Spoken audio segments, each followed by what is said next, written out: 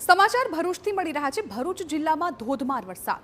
વાગરામાં 2 કલાકમાં 3 ઇંચ વરસાદ। ઠેર ઠેર વરસાદી પાણી ભરાયેલા છે। ગરબા આયોજકોમાં ચિંતાનો માહોલ છવાઈ ગયો છે। આ તરફ વડોદરા બાદ ભરૂચમાં પણ કંઈક એ જ પ્રકારની સ્થિતિ છે, કેમ કે નવરાત્રીને આડે હવે થોડા જ દિવસો બાકી રહ્યા છે અને એ વચ્ચે જતા જતા પણ મેઘરાજા રાજ્યના અનેક એવા જિલ્લાઓ છે કે જ્યાં મન મૂકીને વરસી રહ્યા છે। ત્યારે ભરૂચની શું સ્થિતિ છે તેનો તાગ મેળવીએ। અંકિત મોદી અમારા સંવાદદાતા ફોન લાઈન પર જોડાઈ ગયા છે। અંકિત, એક તરફ ગરબા આયોજકો નવરાત્રીની તૈયારી કરી રહ્યા છે, એ વચ્ચે મેઘરાજા પણ મન મૂકીને વરસી રહ્યા છે, એટલે તેમની ચિંતામાં વધારો થયો। જી બિલકુલ, જે પ્રકારે આજે મેઘરાજાએ ધમાકેદાર ઇનિંગ બતાવી તે જોતા ચોક્કસ ક્યાંક ને ક્યાંક જે ગરબા આયોજકો છે તેમનામાં ચિંતાનું મોજું ફરી વળ્યું હતું।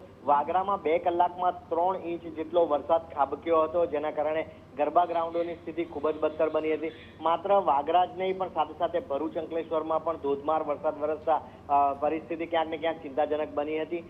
નવરાત્રીને આડે હવે ગણતરીના દિવસો બાકી છે, ત્યારે તેમના આયોજનો પર પાણી ન ફરી વળે તેના માટે પ્રાર્થનાઓ શરૂ થઈ છે। જી બિલકુલ અંકિત, આભાર સમગ્ર માહિતી બદલ।